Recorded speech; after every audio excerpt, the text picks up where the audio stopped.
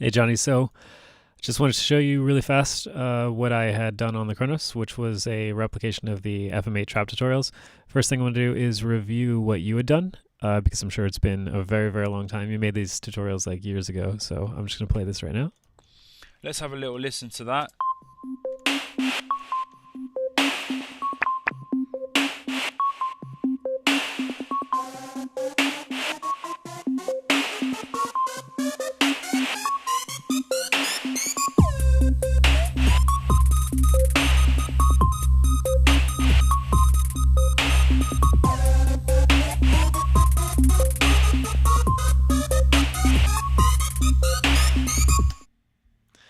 All right, now I'm going to show you the Kronos version.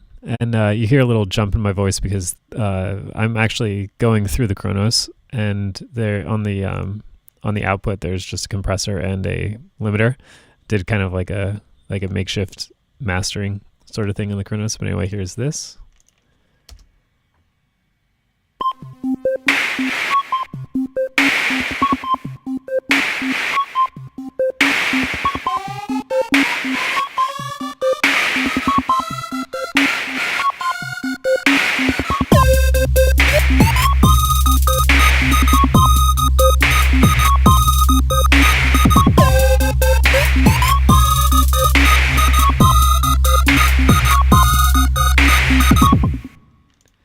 Yeah, so it sounds a little fuzzier than yours because I had to get really crafty with replicating a lot of the things that you're doing. So in FM8, you were using a decimator effect on each synth, and I didn't really want to use the insert effects all up with giving each timbre a decimator. So I just created a bus with the decimator effect and then sent everything to it.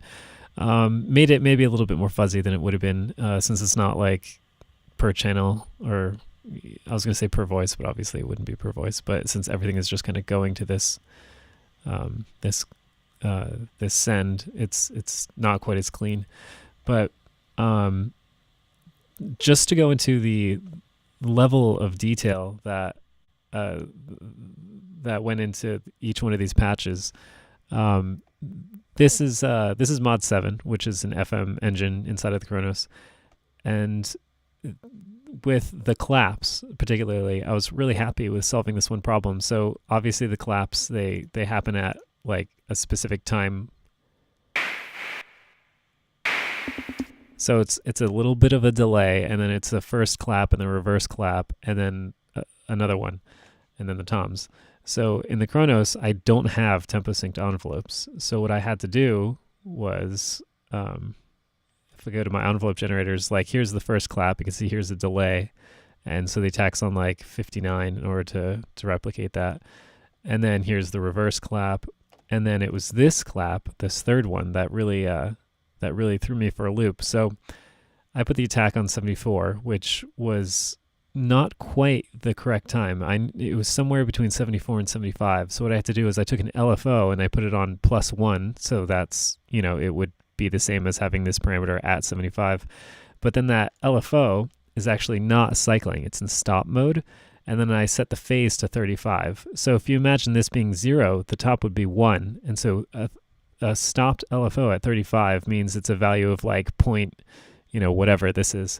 And then that still wasn't exactly correct. So I actually set the shape of the LFO at -3 to give it, to have the timing exactly where I needed it. And if you want to see what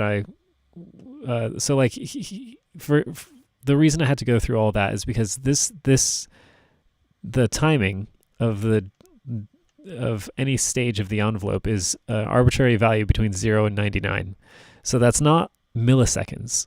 It's different. So if you like this post that I had made on Korg forums, I had actually gotten the original C code from the developer, Andy Leary. I mean, there's a whole team of developers, but Andy Leary was really the brainchild behind the Kronos. So I got the C code that he used to write all of the stuff in every engine, and I converted that to actual time in milliseconds. And what did I say, like 73 or 74? And it was between 74 and 75. So somewhere between 2 2.496 seconds and 2.688 seconds. Yeah, so basically to get that exact time in between those values, I had to use that LFO and everything. And everything was like that. I mean, if you even just look at the patch panel, and during the mixing video 4, you were high passing a lot of stuff. So again, instead of using up all my insert effects, I just took the routing of everything and stuck that into a mixer, and then stuck that into filter B, which wasn't being used, and then filter B was a high pass filter.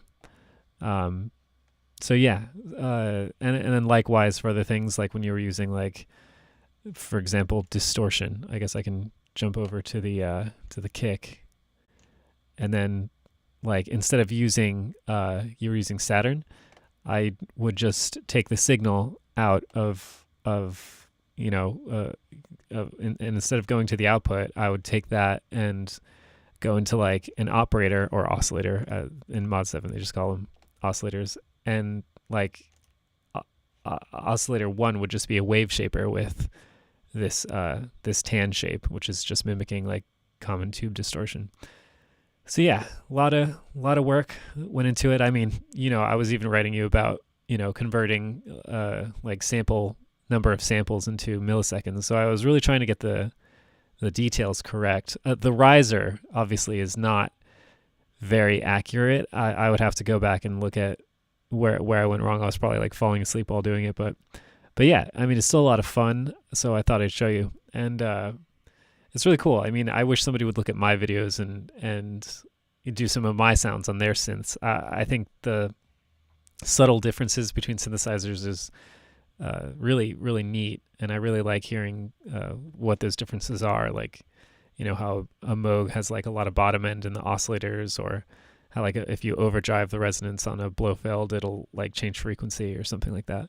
So yeah, hope you enjoy this, and thank you very much for your tutorials, and take care. Bye-bye.